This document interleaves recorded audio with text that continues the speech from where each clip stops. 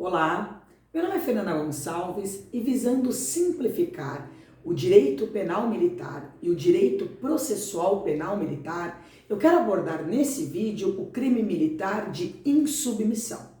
Esse crime ele é extremamente importante e ele é cobrado em todas as provas de concurso para as carreiras militares. O crime de insubmissão ele está previsto no capítulo 1 da insubmissão, do título 3 dos crimes contra o serviço militar e o dever militar, do livro 1 dos crimes militares em tempo de paz do Código Penal Militar. Estabelece o artigo 183, deixar de apresentar-se o convocado à incorporação dentro do prazo que lhe foi marcado ou, apresentando-se, ausentar-se antes do ato oficial de incorporação. A pena prevista por esse crime é a de impedimento de 3 meses a 1 ano. O parágrafo 1º estabelece o caso assimilado. Na mesma pena incorre quem, dispensado temporariamente da incorporação, deixa de se apresentar decorrido o prazo de licenciamento. E o parágrafo 2º, por sua vez, estabelece as hipóteses em que a pena será diminuída. A pena é diminuída de 1/3, a linha A, pela ignorância ou errada compreensão dos atos de convocação militar, quando excusáveis, ou seja, quando desculpáveis, e a linha B, pela apresentação voluntária dentro do prazo de 1 ano, contado do último dia marcado para a apresentação. O crime de insubmissão, ele é um dos mais peculiares que estão previstos no Código Penal Militar. E é por quê? Porque, embora ele esteja previsto no diploma militar, ele somente pode ser praticado por civil. É um crime próprio, ou seja, o sujeito ativo ele tem que ser o civil, reclama esta qualidade específica. E este civil é justamente aquele que é convocado à incorporação na organização militar e deixa de se apresentar na data prevista ou ausenta-se antes do ato formal de incorporação. Sendo assim, o civil, para ser processado, ele precisa estar incorporado às fileiras das Forças Armadas, o que significa dizer que somente o civil pode praticar este crime, mas é apenas o militar que pode ser processado, visto que ele já tem que estar incorporado às fileiras militares para responder. O artigo 183 do Código Penal Militar, conforme eu fiz a leitura agora há pouco, ele menciona a palavra convocado. Mas quem é o convocado para fins legais? A Lei 4.375 de 64, que é a Lei do Serviço Militar, os define nos artigos 16 e 17. Vejamos, artigo 16. Serão convocados anualmente para prestar o serviço militar inicial das Forças Armadas os brasileiros pertencentes a uma única classe. E artigo 17. A classe convocada será constituída dos brasileiros que completarem 19 anos de idade entre 1º de janeiro e 31 de dezembro do ano em que deverão ser incorporados em organização militar da ativa ou matriculados em órgãos de formação de reserva.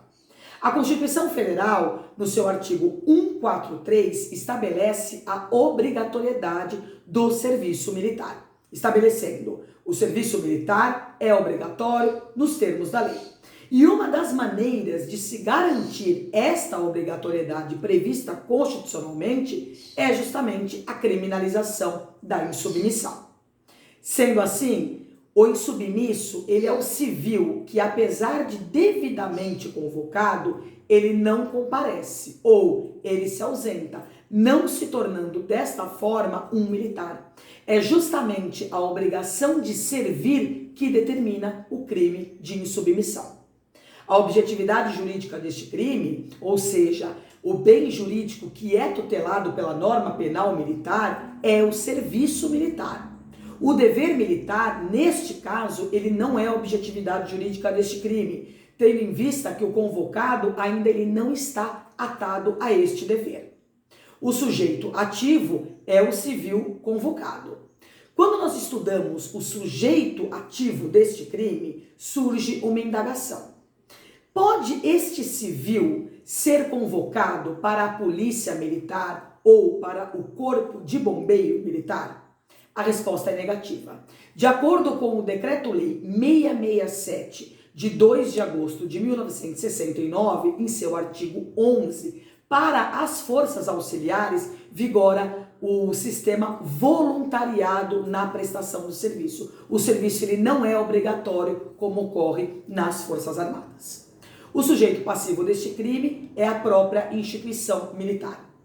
Este crime ele pode ser classificado doutrinariamente como sendo um crime propriamente militar, lembrando que a insubmissão ela é uma exceção, tendo em vista que é o único crime militar que somente pode ser praticado por um civil.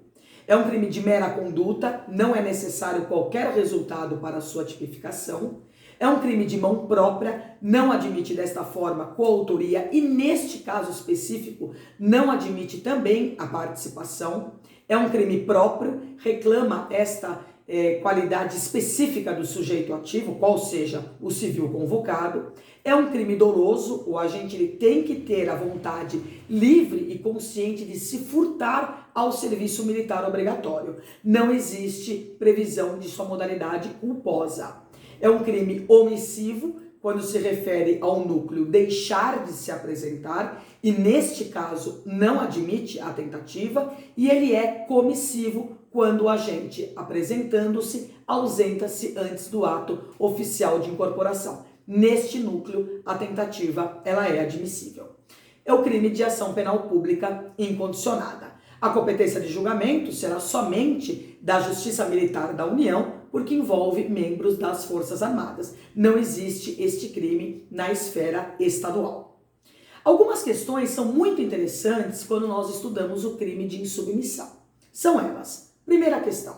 Nós já sabemos que o insubmisso, ele é o civil que deixa de se apresentar no prazo marcado ou ausenta-se antes do ato oficial de incorporação.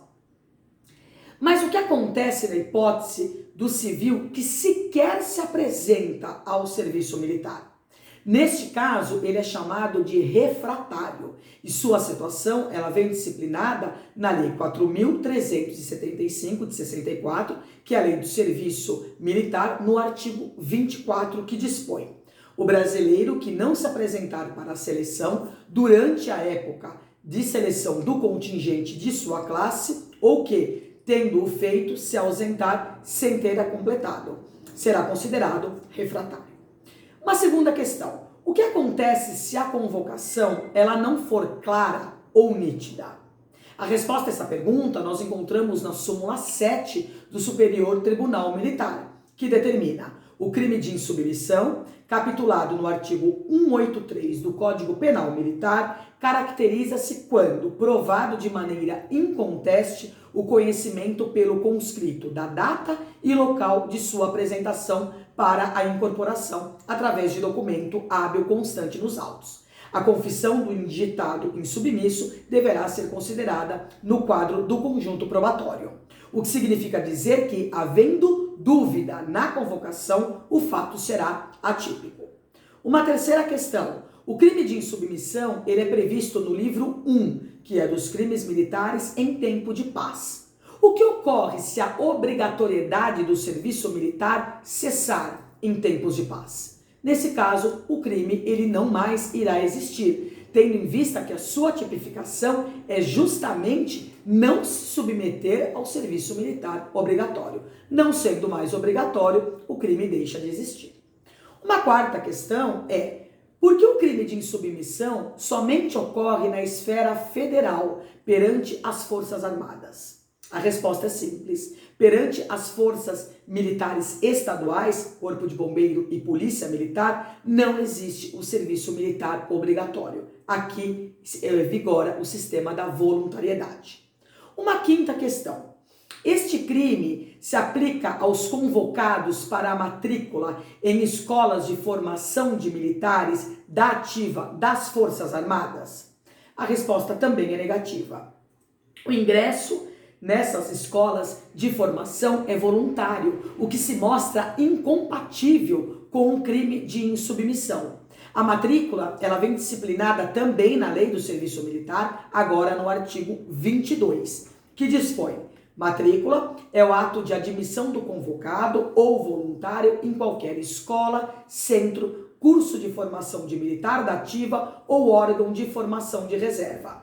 Se o civil que estiver matriculado ele não comparecer, ele não será considerado insubmisso, mas sim refratário.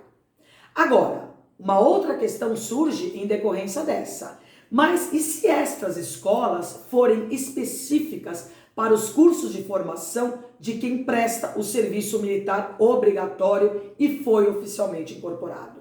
Nesses casos, incide o crime de insubmissão, justamente pela obrigatoriedade do serviço.